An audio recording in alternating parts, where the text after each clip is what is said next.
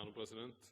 Det er jo hyggelig at presidenten anerkjenner Høyres størrelse denne gangen, men vi er, i hvert fall i forhold til valget, betydelig mindre enn Arbeiderpartiet også i denne perioden her. Men hvis presidenten velger det, så er du allmektig.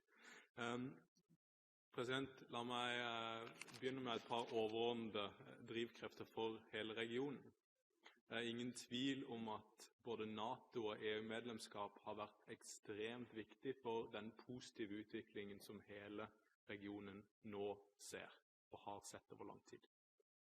Det er slik at EU-medlemskap, muligheten til å være en del av det europeiske fellesskapet, har gjort at prosesser har gått raskere, og det har vært lettere å få befolkningen med på tunge, tøffe omstillinger, som også har betydd mer åpenhet, mer demokrati og et mer gjennomsiktig samfunn. Det er utelukkende positivt. Det samme kan sies i forhold til NATO-medlemskap, og det er heller ikke tvil om at de barrierene som var kun for kort tid siden, som også medførte gnisninger, problemer og overskygget ved flere anledninger av krig, i større grad har forsvunnet nå, takket være blant annet også NATO-medlemskap. Jeg er veldig glad for, president, at det kommer et innlegg senere fra representanten Werp som vil ta et særskilt fokus på organisert kriminalitet. Derfor så hopper jeg over det temaet der, som dessverre er alt for drivende for en del av de negative utviklingstrekkene man samtidig ser. Så vil jeg, president, bruke et par minutter på noen av de aller viktigste landene i regionen. La meg starte med Serbia. Vi hadde gleden av i går å treffe Kosovos statsminister Hashim Thaci, som forteller om et vanskelig forhold til Serbia. Men likeledes må det sies at Serbia har et godt forhold til svært mange av sine naboer, hvor Kosovo nok er det sterkeste unntaket i så måte. President Thacis gjenvalg i 2008 var meget oppmuntrende for demokratiet og for de videre demokratiske prosesser i Serbia. Selv om han representerer et sentrum-venstre-parti, så representerer han et liberalt parti. Han representerer et parti som ønsker ytterligere europeisk integrasjon.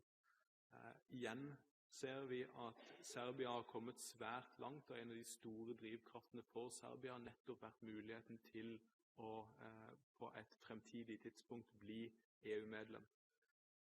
Vi ser igjen at den majoriteten som Thaci fikk i andre valgomgang, både når han ble valgt i 2004 og gjenvalgt i 2008, var svært liten, og det var igjen nasjonalisten Nikolic som kom svært tett på 50% ved begge anledninger. Det viser den brytningen som Serbia er i, men heldigvis, president, har Serbia valgt ved de 2 siste valgene en tydelig kandidat for ytterligere europeisk integrasjon. Det gjør at president, vi må innom Kosovo, som er en av de konfliktene som igjen er med på å skape store vansker for hele regionen, ikke bare forholdet Serbia-Kosovo, men også for regionen som sådan. Med besøket i går så var det igjen et positivt fokus på hvordan Norge kan bidra, og ikke minst hvordan norsk samhandel kan bidra til å gjøre økonomien i Kosovo større. President, jeg ser jo at en av de virkelig store utfordringene et lite land som Kosovo har, med under 2 millioner innbyggere, er hvor uhyre vanskelig det er å få en økonomi og en økonomisk vekst og få befolkningen i arbeid, hvor det er faktisk mer å tjene i den lovlige økonomien enn det er i den svarte eller ulovlige økonomien. President, vi er langt unna det per i dag, og de demokratiske utfordringer som er i Kosovo er også betydelige. La meg likevel si, og ros da til Thacis regjering, at han har klart å integrere også kandidater fra de andre etniske minoritetene i landet i sin regjering. Det er et veldig positivt utviklingstrekk, samtidig som jeg vil si at det er veldig svært negativt at det ved flere anledninger har vært brukt vold og andre undertrykkelsesmetoder ved valg i Kosovo.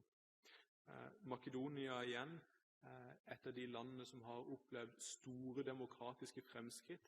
Et trekk som jeg vil trekke frem i slutten, president, er jo at ved å ha 2 store partier som man normalt byttet på makten, det har også medført at man har kastet ut alle embetsfolk som det tidligere styrende partiet har tatt med inn, det synes å være over. Det er et stort demokratisk fremskritt som fortjener støtte.